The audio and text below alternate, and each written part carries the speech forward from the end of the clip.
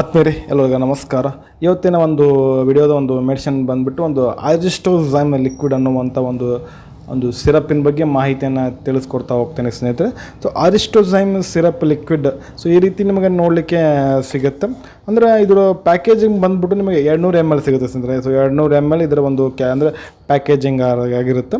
ಮತ್ತು ಇದರ ಒಂದು ತಯಾರು ಮಾಡಿರ್ತಕ್ಕಂಥ ಒಂದು ಕಂಪ್ನಿ ಬಂದುಬಿಟ್ಟು ನಾವು ಈ ಒಂದು ಪ್ರಾಡಕ್ಟನ್ನು manufactured in India by Aristo pharmaceuticals private limited ಅನ್ನುವಂಥ ಒಂದು ಕಂಪ್ನಿ ಈ ಒಂದು ಅರಿಸ್ಟೋಝೈಮ್ ಸಿರಪ್ ಲಿಕ್ವಿಡ್ ಅನ್ನುವಂಥದ್ದು ಈ ಒಂದು ಪ್ರಾಡಕ್ಟನ್ನು ಏನು ಮಾಡ್ತದೆ, ತಯಾರು ಮಾಡ್ತು. ಈ ಒಂದು ಸಿರಪ್ ಅಂದರೆ 200 mlಗೆ MRP ಇದರ ಬಂದುಬಿಟ್ಟು 124.60 ಇದರ ಒಂದು ಪ್ರಾಡಕ್ಟಿನ ಒಂದು MRP ಆಗಿರುತ್ತೆ. ಸೊ ಇವಾಗ ಈ ಒಂದು ಪ್ರಾಡಕ್ಟನ್ನು ಓಪನ್ ಮಾಡಿ ನೋಡೋಣ. ಸೊ ಒಳಗಡೆ ಏನಿದೆ ಅಂತ ಚೆಕ್ ಮಾಡ್ಕೋಣ. ಸೊ ಓಪನ್ ಮಾಡಿ ನೋಡಿದಾಗ ಈ ರೀತಿ ನಮಗೆ ಕಾಣುತ್ತಾ. ಓಪನ್ ಮಾಡ್ತಿದ್ದೀನಿ. ಸೊ ಈ ರೀತಿ ನಿಮಗೆ ಬಾಟಲ್ ಕಾಣುತ್ತೆ. ಸೊ ಇದು ಬಾಟಲ್ ಬಂದುಬಿಟ್ಟು ನಿಮಗೆ ಗ್ಲಾಸಿಂದ ತಯಾರು ಮಾಡಿರ್ತಕ್ಕಂಥ ಒಂದು ಬಾಟಲ್ ಆಗಿರುತ್ತೆ. ಸೊ ಅಂದರೆ ಪ್ಲಾಸ್ಟಿಕ್ಕಿಂದ ಮಾಡಿದರೆ ಸೊ ಒಳ್ಳೆಯದಾಗಿತ್ತು. ಯಾಕಂದರೆ ಬಿದ್ದರೂ ಹೊಡಿತಿರೋಂಗಿಲ್ಲ ಪ್ಲಾಸ್ಟಿಕ್ಕಿಂದ ಮಾಡಿದರೆ. ಸೊ ಇದು ಗ್ಲಾಸಿಂದ ಮಾಡಿದ್ದು ಒಂದು ಸ್ವಲ್ಪ ಹುಷಾರಾಗಿ ನೀವು ಏನು ಮಾಡಬೇಕಪ್ಪ ಅಂದರೆ ಸೊ ಇದನ್ನು ಇಟ್ಕೋಬೇಕಾಗತ್ತೆ. ಇಲ್ಲ ಅಂತಂದರೆ ಏನಾಗುತ್ತೆ, ಇದು ಬಿದ್ದು ಒಡೆದು ಹೋಗುತ್ತೆ. ಆಲ್ಮೋಸ್ಟ್ ಸೇಫಾಗಿ ನೀವು ಇದನ್ನು ಕ್ಯಾರಿ ಮಾಡಬೇಕಾಗತ್ತೆ ಅರಿಸ್ಟೋಝೈಮ್ ಲಿಕ್ವಿಡ್.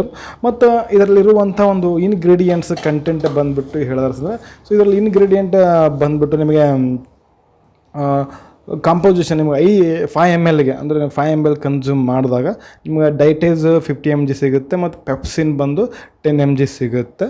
ಸೊ ಇವೆರಡು ಮೇನ್ ಇದರಲ್ಲಿರುವಂಥ ಒಂದು ಕಂಟೆಂಟ್ಗಳು. ಸೊ ಡೈಟೇಸ್ ಮತ್ತು ಪೆಪ್ಸಿನ್ ಸ್ನೇಹಿತರೆ. ಸೊ ಇವೆರಡು ಬಂದುಬಿಟ್ಟು ಸ್ನೇಹಿತರೆ ಇದರಲ್ಲಿರುವಂಥ ಒಂದು ಪೆಪ್ಸಿನ್ ಏನಾಕವ ಅಂದರೆ ಇವು ಕನ್ವರ್ಷನ್ ಮಾಡಲಿಕ್ಕೆ ಹೆಲ್ಪ್ ಮಾಡ್ತಾವೆ. ಒಂದು ಸೊ ನಿಮಗೆ ಮುಂದೆ ಹೇಳ್ತಾ ಹೋಗ್ತಾನೆ ಯೂಸಸ್ಸಲ್ಲಿ. ಸೊ ಕನ್ವರ್ಷನ್ ಮಾಡಲಿಕ್ಕೆ ಹೆಲ್ಪ್ ಆಗ್ತಾವೆ ಅಂತಂದ್ರೆ ಇದೇನು ಎನ್ಸೈಮ್ಗಳು ಅಂತಾರೆ ಇವು ಏನದಾವೆ, ಇವು ಪೆಪ್ಸಿನ್ ಒಂದು ಇರುತ್ತಲ್ಲ ಅದು ಡೈಟೇಸ್. ಸೊ ಇವೆಲ್ಲ ಎನ್ಸೈಮ್ಗಳು.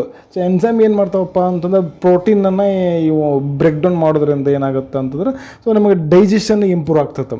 ಸೊ ಇವು ಡೈಜೆಷನ್ ಇಂಪ್ರೂವ್ ಮಾಡಲಿಕ್ಕೆ ಇದನ್ನು ಏನು ಮಾಡ್ತಾರೆ, ಈ ಒಂದು ಅರಿಸ್ಟೋಝೈಮನ್ನು ಲಿಕ್ವಿಡನ್ನ ಯೂಸ್ ಮಾಡ್ತಾರೆ.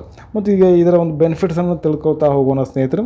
ಸೊ ಇದರ ಒಂದು ಮತ್ತು ಇವು ಡೈಜೆಷನ್ ಪರ್ಪಸ್ ಅಂದರೆ ಡೈಜೆಸ್ಟಿವ್ ಡಿಸ್ಆರ್ಡರ್ ಕಡಿಮೆ ಮಾಡಲಿಕ್ಕೆ ಇದನ್ನು ಯೂಸ್ ಮಾಡ್ತಾರೆ ಈ ಒಂದು ಸಿರಪ್ ಬಂದುಬಿಟ್ಟು.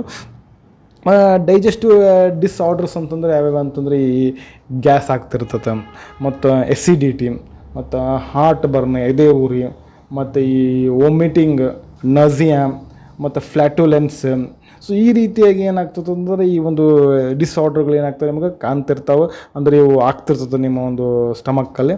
ಮತ್ತು ಅದರ ಜೊತೆಗೆ ಇಂಟೆಸ್ಟೈನಲ್ ಪೇನ್ ಇತ್ತಂದ್ರೂ ಕೂಡ ಏನಾಗುತ್ತೆ ನಿಮಗೆ ಈ ಒಂದು ಸಿರಪ್ಪನ್ನು ಡೈಜೆಸ್ಟಿವ್ ಅಂದರೆ ಸೊ ಅರಿಸ್ಟೋಝೈಮ್ ಲಿಕ್ವಿಡನ್ನು ನೀವು ಯೂಸ್ ಮಾಡ್ಕೋಬೋದು. ಏನಾಗುತ್ತೆ ಇದನ್ನು ನಾವು ಕನ್ಸ್ಯೂಮ್ ಮಾಡೋದ್ರಿಂದ ಏನಾಗುತ್ತೆ ಅಂತಂದರೆ ಈ ಡೈಜೆಸ್ಟಿವ್ ಫಂಕ್ಷನ್ ಇರುತ್ತಲ್ಲ, ಸೊ ಇವು ಗ್ಯಾಸ್ ಆಗೋದು ತಡೀತಿತ್ತು. ಸೊ ಇವೆಲ್ಲ ಏನೋ ಡೈಜೆಸ್ಟಿವ್ ಡಿಸಾರ್ಡರ್ಗಳಿರ್ತಲ್ಲ ಅವೆಲ್ಲ ಏನಾಗ್ತದೆ, ಕಡಿಮೆ ಆಗ್ತದೆ ಮತ್ತು ಇಂಪ್ರೂವ್ ಫಂಕ್ಷನ್ ಜಾಸ್ತಿ ಹೆಲ್ಪ್ ಮಾಡುತ್ತೆ. ಮತ್ತು ಅದರ ಜೊತೆಗೆ ಈ ಒಂದು ಸಿರಪ್ಪನ್ನು ನೀವು ಕುಡಿಯೋದ್ರಿಂದ ಏನಾಗುತ್ತೆ ಅಂತಂದರೆ ಈ ಒಂದು ನ್ಯೂಟ್ರಿಯೆಂಟ್ ಏನಾಗ್ತದೆ, ಅಬ್ಸಾರ್ಪ್ಷನ್ ಜಾಸ್ತಿ ಆಗ್ತವೆ. ಸೊ ಇದು ಬಂದ್ಬಿಟ್ಟು ಏನು ಮಾಡುತ್ತೆ ಅಂತಂದ್ರೆ ಈ ಒಂದು ಬಾಡಿಯಲ್ಲಿ ಹೋದ್ಕೊಳ್ಳಿ ಏನು ಮಾಡ್ತದೆ, ಈ ಕಾರ್ಬೋಹೈಡ್ರೇಟ್ ಮತ್ತು ಈ ಸ್ಟಾರ್ಚ್ ಇರುತ್ತಲ್ಲ, ಸೊ ಅದು ಏನು ಮಾಡ್ತದಪ್ಪ ಅಂದರೆ ಸಿಂಪಲ್ ಒಂದು ಕನ್ವರ್ಷನ್ ಮಾಡುತ್ತೆ, ಅಂದರೆ ಶುಗರಾಗಿ ಕನ್ವರ್ಷನ್ ಮಾಡುತ್ತೆ. ಈ ಕನ್ವರ್ಷನ್ ಮಾಡೋದ್ರಿಂದ ಏನಾಗುತ್ತೆ, ಒಂದು ಡೈಜೆಷನಿಗೆ ಏನಾಗುತ್ತೆ, ಇದು ಈಸಿ ಆಗುತ್ತೆ. ನಿಮ್ಮ ಒಂದು ಏನಾಗುತ್ತೆ, ಯಾವುದೇ ರೀತಿ ನಿಮಗೆ ತೊಂದರೆ ಬರಲ್ಲ. ಸೊ ಈ ರೀತಿಯಾಗಿ ಏನು ಮಾಡುತ್ತೆ, ಈ ಒಂದು ಅರಿಸ್ಟೋಝೈಮ್ ಸಿರಪ್ ಬರುತ್ತೆ. ಒಟ್ಟಾರೆಗೆ ಈ ಒಂದು ಸಿರಪ್ಪಿನ ಒಂದು ಬೆನಿಫಿಟ್ಸ್ ಯೂಸಸ್ ಹೇಳಿದಾರೆ. So mainly purpose digestive.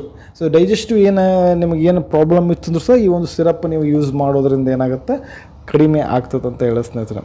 ಮತ್ತು ಹಾಗಾದರೆ ಇದನ್ನು ಯಾವ ರೀತಿ ತೆಗೆದುಕೊಳ್ಬೇಕಂತ ನಾವು ಹೇಳೋದಾದ್ರೆ ಈ ಒಂದು ಸಿರಪ್ಪಿನ ಬಗ್ಗೆ ಅಂತಂದರೆ ನೀವು 5 ml ತೆಗೆದುಕೊಳ್ಬೇಕಾಗತ್ತೆ. ಅಂತಂದರೆ ಊಟ ಆದಮೇಲೆ ಸೊ ನೀವು 5 ml ತೆಗೆದುಕೊಂಡ್ರೆ ಸಾಕು. ಡೈಲಿ 1 ಟೈಮ್ ಇರುತ್ತೆ.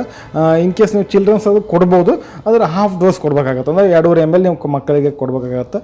ದೊಡ್ಡವರಿಗಾದರೆ ನಿಮಗೆ ಏನಾಗುತ್ತೆ 5 ml ನೀವು ಏನು ಮಾಡ್ಬೋದು ಅಂತಂದರೆ ಊಟ ಆದಮೇಲೆ ಈ ಒಂದು ಸಿರಪ್ಪನ್ನು ಏನು ಮಾಡ್ಬೋದು, ಕನ್ಸ್ಯೂಮ್ ಮಾಡ್ಬೋದು.